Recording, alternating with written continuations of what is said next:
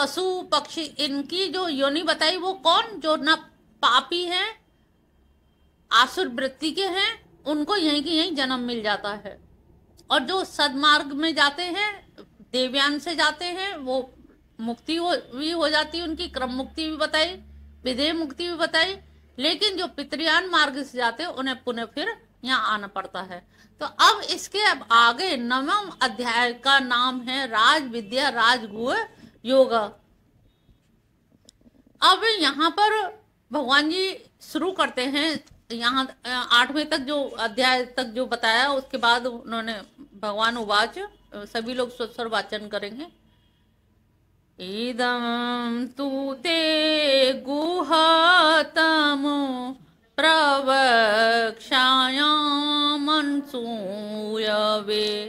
ज्ञानं विज्ञानं सहितं यज्ञात्वा मोक्षसे अशुभात्।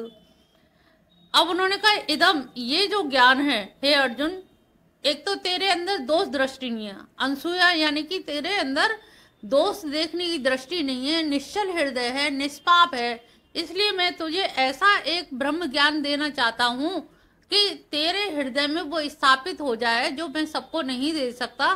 तो अर्जुन को बड़ा आश्चर्य हो रहा है कि इतनी देर से 8वें अध्याय तक तो ये ज्ञान ही ज्ञान दे रहे हैं, क्या ऐसा भी क्या ज्ञान के भंडार हैं कि गुह भी दे दिया, गुहतर भी दे दिया। अब वो कह रहे हैं मैं गुहतम ज्ञान दूंगा, यह ज्ञातवा, जिसको जान करके अशुभाद, अशुभ से मोक्ष, हमेशा के लिए अशुभ से मोक्ष हो जाएगा। तो ऐसा भी ज्ञान है, ऐसी भी चीज है जिसको जान करके हम अशुभ से हमेशा के लिए मुक्ति पा सकते हैं। ये सुनकर के अर्जुन को बड़ा आश्चर्य हुआ, बड़ा जिज्ञासा हुई कि ऐसा भी कोई ज्ञान है कि दोबारा उसे कोई अशुभ, यानी कि इस संसार में, ये संसार क्या है, शुभ और अशुभ का पुंज है, तो इन दोनों में हमें नहीं आना पड़ेगा। तो अशुभात मोक्ष, तो तेरे इस अशुभ से मोक्ष हो जाएगा, मोक्ष से अशुभात। क्योंकि ज्ञान विज्ञान सहित, अभी तक ज्ञान जो बताया, ज्ञान को मैं अब विज्ञान सहित, विज्ञान मतलब अनुभव सहित तुझे बताऊंगा। तो जब अनुभव सहित जब तू ज्ञान को जानेगा, तब तेरे अंदर होता क्या, कोई बात हमने सुनी सुनाई है, लेकिन जब वो प्रैक्टिकली उतर जाती है, तब हमारे अंदर एक फर्म डिसीजन आता है, दृढ़ निश्चय आता है कि नहीं ये बात सही है, इसका मतलब जो कहा था ऐसा होता है। वो एक निश्चयात्मक ज्ञान होता है। तो वो निश्चयात्मक ज्ञान को इन्होंने क्या कहा, ज्ञान विज्ञान सहितम, मैं ज्ञान ही नहीं दूंगा, ज्ञान के साथ अनुभव के साथ दूंगा, अनुभव भी बताऊंगा, जिससे तेरा ये अशुभात यानी कि अशुभ से मुक्ति हो जाएगी। दूसरा श्लोक है राज विद्या राज गुहम पवित्रमिदम् उत्तमम् प्रत्यक्ष वागमो धर्म सुसुखम कर्तुम अव्ययम्। ये कैसा है, राज विद्या, राजगुह, पवित्र, अति उत्तम, कितने सारे विशेषण, प्रत्यक्ष, अनेक फल देने वाला, प्रत्यक्ष फल देने वाला, संचित हुए जो हमारे धर्म हम जो करते हैं वो कर्म कैसे होते हैं, संचित कर्म। और संचित कर्म का फल कब मिलता है, जब तुम्हें जरूरत होती है। ऐसा नहीं कि हमने आज अच्छा कोई कार्य किया और वो आज की आज हमें तुरंत ही उसका रेस्पॉन्स मिल जाए। तो उन्होंने कहा ये ऐसा धर्म है, ऐसा ज्ञान है कि संचित जो धर्म है उस संचित धर्म का भी ये फल देने वाला है। ऐसा राज विद्या राजगुह है, निष्काम कर्म का धर्म का फल है। सुसुखम कर्तुम अव्ययम, ये सुखपूर्वक करने में, इसे करने में कठिनाई भी नहीं है। आदमी सोचे ना पता नहीं क्या बताने जा रहे हो, हम कर भी पाएंगे कि नहीं, पात्रता भी है कि नहीं, हम में योग्यता भी है कि नहीं। तो उन्होंने कहा सुसुखम, ये इतना सुगम है, और कर्तुम अव्ययम, जो इसका फल मिलेगा वो अविनाशी फल होगा। करने में भी सरल है, तो कितने लालच दिए, करने, तुम्ही को अगर ये लालच दिया जाए कि करने में बड़ा सरल है, लेकिन कर तुम और जो इसका फल मिलेगा वो क्या है, अव्यय। अरे ऐसी चीज मिलेगी तब तो हम कर ही सकते हैं। और राज विद्या है, राजगु है। राज विद्या का मतलब ही यही है कि इसका मतलब इससे ऊपर और कोई विद्या होगी नहीं। तो ऐसा भगवान ने कहा है। तो यहाँ पर अर्जुन को जिज्ञासा हुई कि ऐसी कौन सी चीज है। तीसरे श्लोक में कह रहे हैं, अश्रद्धाना पुरुषा धर्म अस्य परनुतप अप्राप्य मामुनि वर्तन्ते मृत्यु संसार वर्तमानी। हे परंतप, इस आत्मज्ञान रूप धर्म में जितनी भक्ति युक्त आस्तिक की बुद्धि नहीं है। अब उन्होंने कहा ये राज विद्या राजगुह मैं बता तो रहा हूं और इसका फल भी अव्यय है, अविनाशी है। एक शर्त लगा दी, अगर इसको सुनने में, इसको जानने में, इसका श्रवण करने में अश्रद्धा है। अश्रद्धा क्या है? सुन तो रहे लेकिन मन नहीं मानना, पता नहीं बात सही भी है कि नहीं, पता नहीं जो कह रही है वो ठीक भी है कि नहीं। अगर एक भी कोई भी गीता के किसी भी श्लोक में अश्रद्धा हो गई, श्रद्धा यहाँ बहुत मुख्य चीज है। अगर श्रद्धा नहीं है तो आपकी गीता सुनी सुनाई भी व्यर्थ हो जाएगी। एक सुनने का भी फल होता है। एक गीता क्या होती है जिसका हमें अर्थ नहीं मालूम लेकिन सुनी है। लेकिन एक विश्वास क्या है, ये उनकी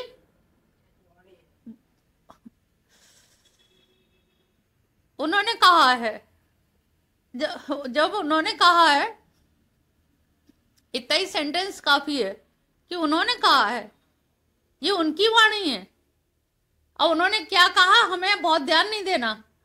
उन्होंने कहा है, हमारा अटैचमेंट उनसे है, अभी हमें गीता से नहीं है। लेकिन किसने कही ये बात? उन्होंने कही है। अच्छा, इतना ही सुन के हम मतलब भाव में डूब गए।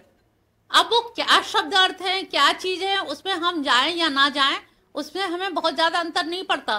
तो यहाँ पर उन्होंने कहा कि ऐसे ही जितने भी श्रोता हैं वो केवल कृष्ण में अगर भक्ति है, कृष्ण में रुचि है, उनके प्रति श्रद्धा है, भक्ति है, तो निश्चित जानिए फिर उनको कोई भी चीज व्यर्थ नहीं लगेगी। और सबसे गीता का मुख्य ध्येय क्या है? श्रद्धा। अगर मैं कितनी भी राज विद्या बता दूं, कितना भी योग बता दूं, कितना भी बता दूं, अगर श्रद्धा नहीं है तो वो सब व्यर्थ हो जाएगा। तो यहाँ पर आस्तिक श्रद्धा को ही मुख्य माना है। तो जितना भी सर्वोत्कृष्ट और अप्राप्य माम निवर्तन्ते मृत्यु संसार वर्तमानी, कि हे परंतप, इस आत्मज्ञान रूप धर्म में जितनी भक्ति युक्त आस्तिक की बुद्धि नहीं है, वे मुझको प्राप्त करने के लिए दूसरे उपायों को कितने भी उपाय कर ले। अगर भगवान कृष्ण में तुम्हारी भक्ति नहीं है और तुम उपाय बहुत सारे कर रहे हो, यज्ञ बहुत सारे कर रहे हो, जैसे मथुरा के पंडा यज्ञ कर रहे थे और यज्ञ भोक्तार पिछले अध्याय में बताया ना, यज्ञ भोक्तार कौन है? वही है। सारे यज्ञों का जो आहुति देते हैं उसके भोक्तार कौन है? यही है। अब जब उन ग्वालों को भेजा कि भगवान ने वो मांगा है प्रसाद भोजन के लिए, तो उन्होंने नहीं दिया, लौट आए, क्योंकि उनकी श्रद्धा नहीं थी। उनको श्रद्धा क्या थी? अग्नि में जो हवन दे रहे हैं, अग्नि को जो मुखाग्नि जो घृत डाल रहे हैं, जो पंचमेवा डाल रहे हैं, वही उनको लगा कि यही हमारी पूजा है, यही यज्ञ है और यज्ञ को बड़ी सात्विकता से करनी चाहिए। उन्होंने फिर लौटाया, अच्छा तुम उनकी पत्नियों के पास जाओ। उन्होंने तो दिया नहीं। अब पत्नियों ने सुन के वो लेके भाग चली, सारा पकवान वगैरह सारी चीजें क्यों लेके चली? क्योंकि उनके अंदर श्रद्धा थी। वो ये जानने थी कि ये जो हवन किया जा रहा है, इस हवन का उद्देश्य तो कृष्ण की प्राप्ति है, और कृष्ण की प्राप्ति के लिए और कृष्ण ही भोजन मांग रहे हैं, तो कृष्ण को भोजन देने में विलंब क्यों? और उन्होंने भोजन पहुंचाया, दर्शन भी किए, भोजन भी पहुंचाया, भोजन किया भगवान ने, तो उन्होंने सार तत्व को जल्दी पकड़ लिया ना। और वो जो ब्राह्मण थे वो क्या है, वेद पाठी ब्राह्मण थे, वेद पढ़ रहे थे, बड़े बड़े वेदों का उच्चारण कर रहे थे। तो अब यहां से तुम्हें स्पष्ट हो जाना चाहिए क्या चीज महत्वपूर्ण है। वेदों के मंत्रों का उच्चारण ज्यादा बेनिफिशियल है या फिर श्रद्धा ज्यादा?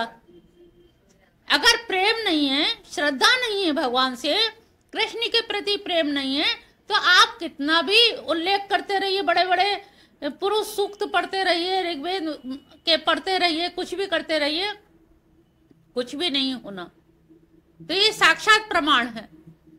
तो वही उन्होंने कहा कि मेरा जो श्रद्धा नहीं रखता है, और श्रद्धा ना रखने के अलावा वो फिर कितने भी यत्न कर लें, और भी बड़े बड़े श्रेष्ठ एक से एक और भी उपाय है, कितने भी यत्न कर ले, लेकिन मैं उनसे प्रसन्न होने वाला नहीं हूं। इसका मतलब सारे बातों का सार तत्व क्या हुआ? श्रद्धा। और श्रद्धा को जब हम ऊपर की तरफ ले जाएंगे, श्रद्धा से तो तुमने सुना, और सुनते सुनते क्या होता है? प्रेम। और प्रेम होते होते फिर क्या होता है? व्यसन, चस्का लग जाता है। फिर लगता है इतवार आए, उनकी बात सुने, उनके दर्शन करने चले, फिर चस्का लग जाता है, उनके बिना चैन नहीं पड़ता। कहीं और भी गए रिश्तेदारी में तो मन नहीं लगता, अरे वहां नहीं गए, तो ये क्या हो गया? चस्का, व्यसन, प्रेमा भक्ति। तो ये श्रद्धा पहला स्टेप है। तो हमें अपने श्रद्धा से वहां तक बढ़ के जाना है, ऊपर तक बढ़ना है। अगर श्रद्धा केवल श्रद्धा ही हो गई, श्रद्धा तो तुम्हारी बहुत चीजों में होती है, सत्यनारायण की कथा हो रही है, उसमें भी श्रद्धा से बैठे 3 घंटे। सवाल है श्रद्धा को हमें उत्तरोत्तर बढ़ाना है, अगर कल्याण चाहते हो तो, अगर दोबारा लौट के नहीं आना चाहते हो तो। जो भगवान के प्रति श्रद्धा रखता है, प्रेम रखता है, व्यसन और चस्का, ये व्यसन लग जाए तो ऐसे लोगों का लौटना नहीं होता है। ये मूल बात पकड़ लीजिए। पुनरागमन किनका होता है? जिनमें केवल श्रद्धा है। दोबारा फिर आएंगे, फिर थोड़ी सी श्रद्धा होगी और भक्ति मिलेगी, दोबारा आएंगे फिर श्रद्धा भक्ति और फिर व्यसन, चौथी बार आएंगे फिर श्रद्धा भक्ति व्यसन चस्का। ये 4 जन्म लेने पड़ेंगे। और तुमने क्या किया? होशियारी क्या है? चतुर नार, ब्रज की नारी को बड़े चतुर नार कहा गया, बड़ी होशियार होती है कि भाई हम एक ही जन्म में श्रद्धा भी है, प्रेम भी है, व्यसन भी है, उनके बिना हम रह नहीं सकते।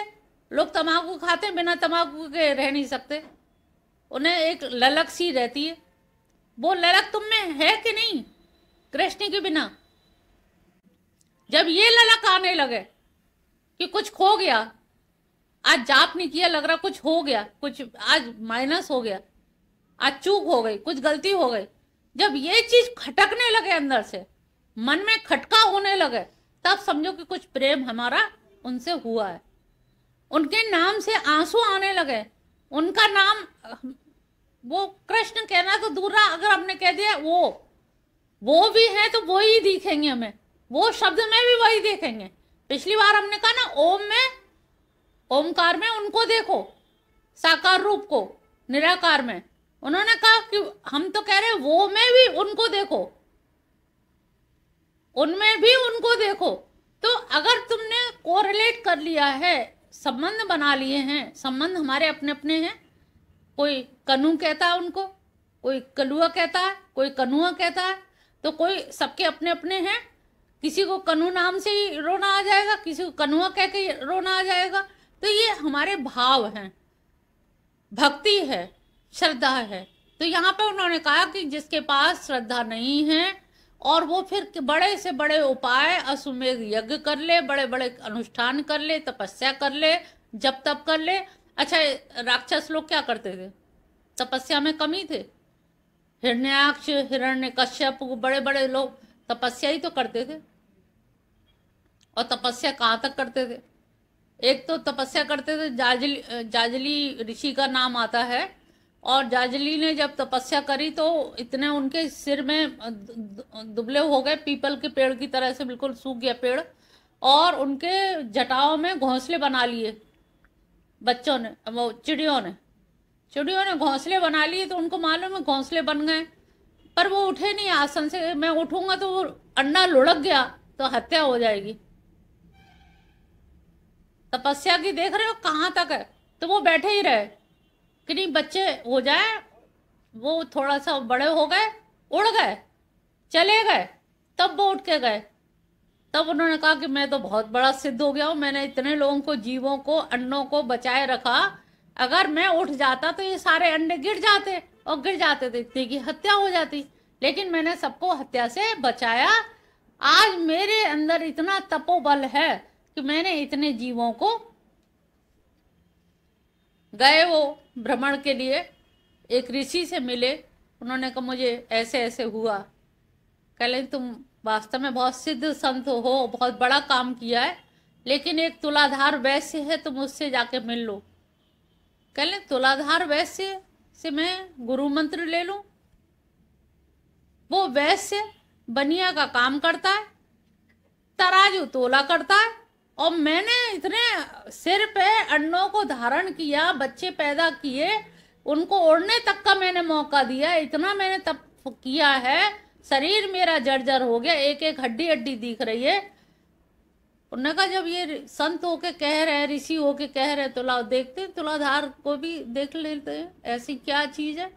तो वो गए, तो वो तुलाधार जो है तोलने में लगा हुआ, लगातार तोलने में, दे तोल, दे तोल, दे तोल, वो खड़े रहे। तो उन्होंने कहा ऐसा है तुम्हें अपने उसका बड़ा घमंड है, रुक जाओ, मैं जरा तोलने से फुर्सत पा लूंगा तब मैं करूंगा। वो पंछी तो उड़ गए, लेकिन अभी तुम्हें बैठना पड़ेगा। उन्होंने कहा पंछी उड़ गए, इसको कैसे पता, और अंडे थे और इतने, ये तो लग रहा है कुछ तो है इसमें। तो वो बैठ गए। पहले तो घमंड में गए कि ये मेरे आगे क्या बेचे, इसका क्या वो है, लेकिन जब देखा कि ये मतलब इस तरह से कह रहा है, इसका मतलब इसकी बातों में कोई दम तो है ही है।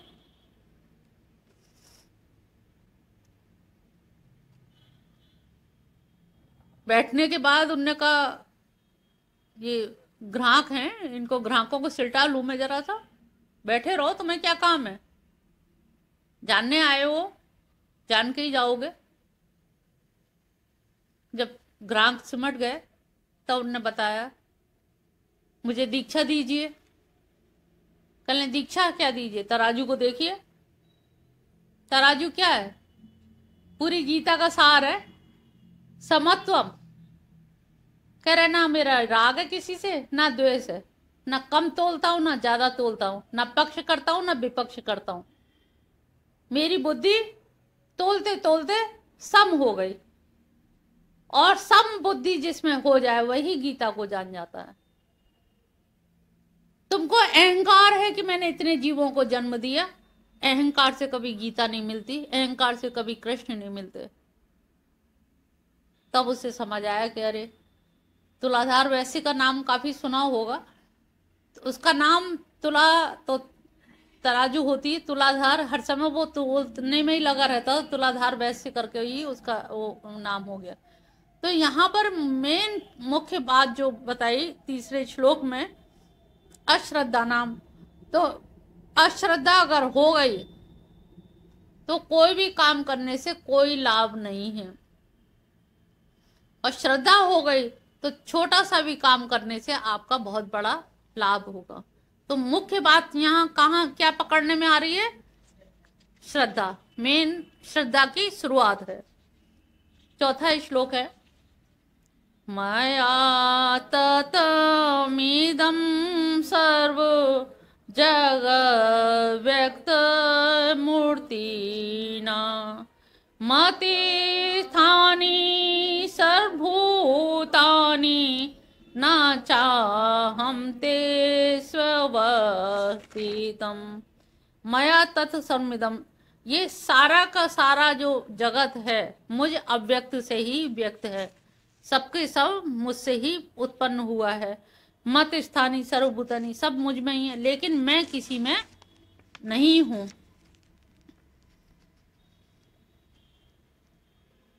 मेरे बिना इसका अस्तित्व हो नहीं सकता, लेकिन मैं तो विश्वातीत हूं, विश्वव्यापी। विश्वव्यापी माने क्या हुआ? कोई चीज किसी के अंदर है, तो बाहर कौन है? जैसे हम कहें जगत में भगवान है, तो जगत के बाहर कौन है?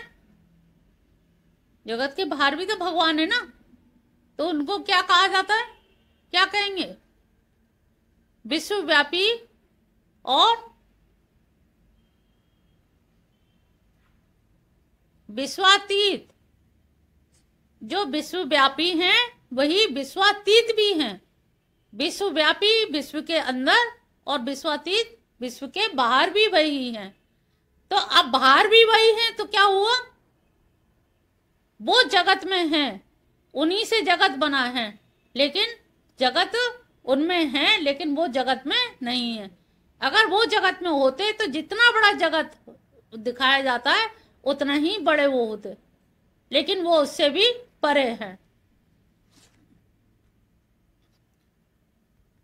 5वां, नाचा मते स्थानी भूतानि में योगे मेश्वर भूत भ्रन्न चा भूतस्तो ममात्मा भूत भावनो। अब यहाँ पर उपादान, अब सृष्टि करते किससे? उपादान कारण भी वही है, संपूर्ण भूतों का भरण पोषण करने वाले भी वही हैं, कर्ता रूप से उनकी उत्पत्ति करने वाले भी वही हैं, और आत्मा। लेकिन फिर भी हर चीज से करते हुए भी संबंध नहीं है। काम वही कर रहे हैं, उत्पत्ति भी कर रहे हैं, पालन भी कर रहे हैं, सारा कुछ कर रहे हैं, लेकिन फिर भी वो उससे संबंध नहीं है, उनको किसी चीज से अटैचमेंट नहीं है, आसक्ति नहीं है। कि ये होता है ना, हमने जो चीज बनाई होती है उससे हमें लगाव कितना होता है? अरे मेरी बनाई हुई चीज है, ये बच्चे हमने पाले हैं। हम बच्चों पे दावा क्यों करते हैं? अपनी औलाद पे इसीलिए करते हैं ना, हमने पैदा किए, हमने पढ़ लिख के बड़ा बनाया, हमने किया। और जब यही हमने होता वहीं द्वंद्व हो जाता है। लड़ाई काहे की है? मेरे की तो लड़ाई है ना, कि मैंने पढ़ाया, मैंने पैदा किया, मैंने वो किया। अगर ये सोचो भगवान ने दिया, भगवान ने पालन पोषण किया, अगर भगवान सांस ना देते तो क्या माँ सांस दे सकती? कोई बाप सांस दे सकता है? तो आपने कहाँ पाला? लेकिन दावा क्या है? मैंने किया, मैंने पैदा किया। वो कह रहे भूत भ्रंद, मैं पैदा भी करता, मैं पोषण भी करता हूँ, खिलाता भी हूँ, और हम खिलाते हैं तो कहते हैं हमारी रोटियों पे पल्ले हो। तो हम लोग कितने गलत हैं? हम औलाद को गलत कहते हैं, लेकिन गलत हम लोग हैं कि हमने पैदा किया, हमने पालन किया, जबकि यहाँ तुम्हारी कोई भी भूमिका नहीं है। केवल निमित्त मात्रम भव सब साची, केवल आधार हो, केवल निमित्त हो। अब निमित्त में किसी को भी निमित्त बना दिया जाए, लेकिन निमित्त होने का अहंकार इतना अधिक। निमित्त तो निमित्त ही है ना। निमित्त को तुम ऐसा समझ लो जैसे एक उपादान कारण होता है, एक कर्ता होता है। निमित्त कारण समझ लो उपकरण होता है एक तरह से। अब जैसे चाक चल रहा है, कुम्हार चलाने वाला है चाक को, अब वो डंडा जो होता है ना जिससे घुमाता है, अब वो डंडा सोचे कि मेरी वजह से ही कुम्हार है, मेरी वजह से ही चाक है, मेरी वजह से ही मिट्टी है। हम लोग ऐसे ही समझ लेते हैं। तो वो डंडी लकड़ी से घुमा देता है चाक को एक उसमें, तो वो समझे लकड़ी तो समझ लो ये उसकी तुच्छता है। और इसी प्रकार से हमारे घरों में जो लड़ाइयाँ हो रही हैं, इन लड़ाइयों का कारण यही है कि ये बेटा हमने ही पाल पोस के बड़ा किया, तुमने नहीं किया। ये भूल जाओ, जिस दिन ये समझ आ जाएगा कि ये हमने नहीं किया, इसने पैदा होके हमें मातृत्व प्रदान किया, इसने हमें माँ बना दिया, हमारी कोख धन्य कर दी, नहीं तो आज हमें बांझ कहा जाता। होता कि नहीं ऐसा? तो ये सोच अपनी डेवलप करी। गीता सोच देती है, गीता आपको नया चिंतन देती है कि आप केवल निमित्त हैं। बच्चे ने पैदा होके आपके कोख का द्वार खोला, आपको माँ बनाया, आपका मातृत्व पूर्ण किया। नारी माँ नहीं बनती है तो उसको मातृत्व नारीत्व पूरा नहीं माना जाता। तो सोचो आपको माँ बनाने वाले वो बच्चे ही हैं। आज उनके आगे भविष्य में उन बच्चों की माँ के नाम से आप जाने जाओगे। लेकिन हम लोग क्या करते हैं, हमने पाला, हमने पोषण किया, हमने ब्याह किया, हमने ये किया, हमने हमने हमने हमने हमने ये बकरी की तरह से मैं करते करते यही अहंकार, यही पतन का कारण है।